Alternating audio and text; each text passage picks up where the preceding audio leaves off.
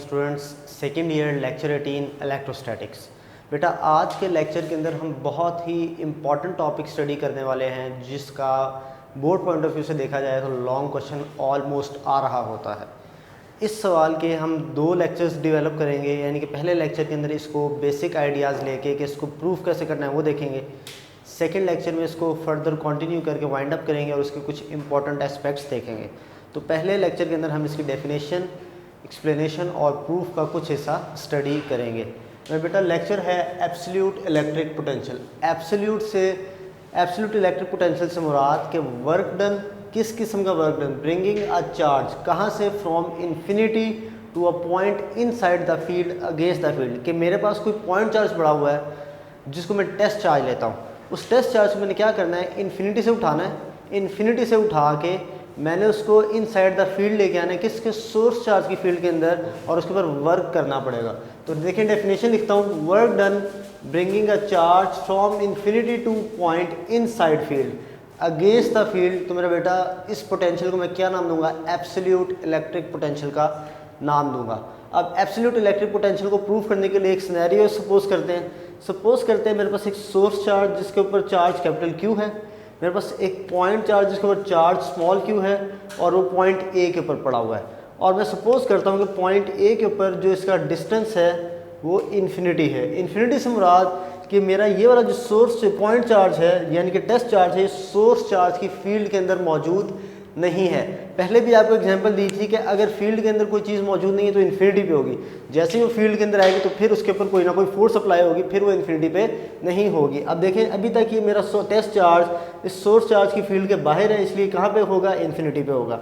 अब मैंने यहाँ पे एक्सप्लेनेशन सपोज की है, टेस्ट चार्ज क्यू है, सोर्स चार्ज कैपिटल क्यू है और उसको मैंने डिस्प्लेस करना है फ्रॉम ए टू बी।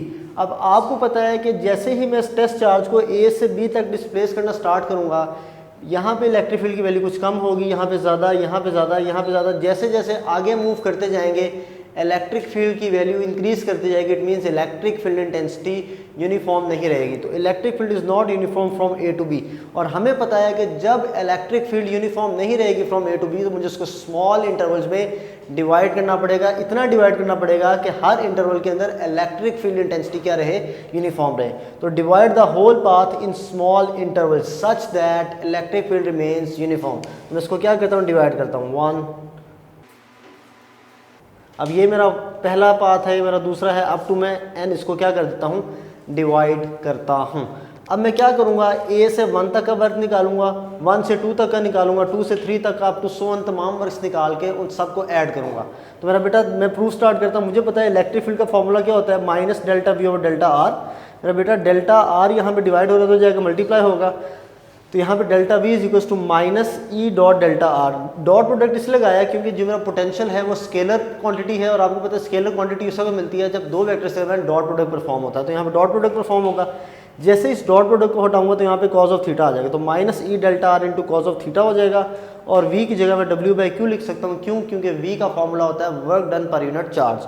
अब मेरा बेटा यहाँ पे अगर ध्यान से देखता हूँ, इलेक्ट्रिक फील्ड की डायरेक्शन इस तरफ है और मैं अपने जो चार्ज को डिस्प्लेस कर रहा हूँ इस तरफ है। तो मेरा बेटा दोनों के दरमियान एंगल कितना होगा, 180 डिग्री। तो cos 180 हो जाएगा। मेरा बेटा cos 180 पे क्या होता है, -1। तो मैंने इसको रीअरेंज किया तो यहाँ पे देखें मैंने रीअरेंज किया तो q डिवाइड हो रहा था, वहाँ जाके मल्टीप्लाई होगा तो minus Q E delta R, और cos 180 की जगह -1 आ गया। तो माइनस माइनस प्लस, तो W is equal to Q E delta R हो जाएगा। अब मुझे पता है कि इलेक्ट्रिक फील्ड का फॉर्मूला क्या होता है, के क्यू ओवर आर का स्क्वायर होता है। इट मीन्स इस ई की जगह मैं ये वाली वैल्यू पुट कर सकता हूँ, तो इस वैल्यू को यहाँ से उठाकर यहाँ पे पुट कर दे तो W is equal to K Q capital Q delta R over R का स्क्वायर हो जाएगा। अब मुझे पता है मेरा बेटा कि इस फॉर्मूले के अंदर ये जो आर स्क्वायर है क्या है, एवरेज डिस्टेंस है। तो अब मैं क्या करूँगा, एवरेज डिस्टेंस निकालूंगा, डेल्टा आर की वैल्यूज निकालूंगा, इस फॉर्मूले में पुट करूँगा तो मेरे पास वर्क आ जाएगा।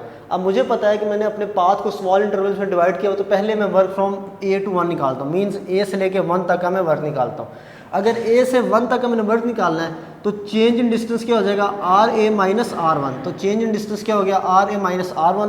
मेरे बेटा इस इक्वेशन से आर ए की वैल्यू निकालूँ तो ये माइनस आर है, उधर जाएगा तो प्लस, तो R A is equal to delta R plus R 1 हो जाएगा। क्लियर? अच्छा अब एवरेज डिस्टेंस निकालना है, तो एवरेज निकालने के लिए आपको पता है sum of all the numbers divided by total numbers, यानी कि अब मेरे पास एक डिस्टेंस r है, एक r1 है, तो इन दोनों को ऐड करके डिवाइड बाय 2 करूंगा तो मेरे पास एवरेज आ जाएगा। अब RA की वैल्यू मेरे पास है डेल्टा r प्लस r1, तो इस वाली वैल्यू को यहाँ से उठाने यहाँ पे पुट कर दे, तो मेरा बेटा r is equals to delta r plus r1, इसको सॉल्व करता हूँ तो r1 प्लस r1 2r1 हो जाएगा, तो r is equals to delta r plus 2r1 आ जाएगा। अब मेरा बेटा एलसीएम ब्रेक करें, एलसीएम ब्रेक करता हूँ तो r is equals to delta r by 2 plus 2r1 by 2, ये वाला 2 इस वाले 2 से कैंसिल, तो r is equals to delta r by 2 plus r1 हो जाएगा। अब अगर मैं ध्यान से फॉर्मूला देखूँ तो r मौजूद नहीं है बल्कि r स्क्वायर चाहिए, तो मुझे r तो मिल गया, तो इसकी अगर स्क्वेयरिंग बोथ साइड्स कर दूंगा तो मुझे r स्क्वायर मिल जाएगा। स्क्वेयरिंग बोथ साइड करें तो r square is equals to delta r by 2 plus r1 का होल स्क्वायर हो जाएगा।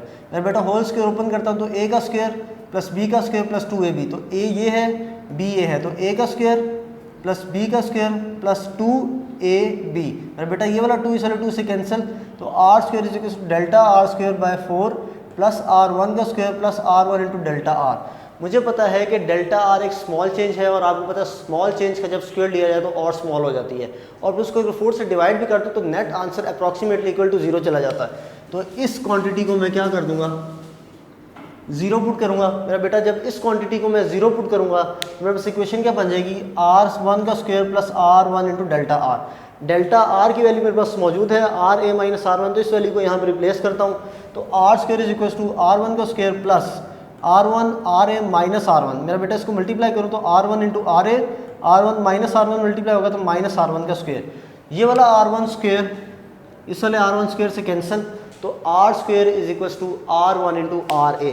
मेरा बेटा मेरे पास r स्क्वायर की वैल्यू भी मौजूद है, मेरे पास डेल्टा r की वैल्यू मौजूद है, इन दोनों वैल्यूज़ को यहाँ से उठाएं और इक्वेशन नंबर 1 में पुट करें।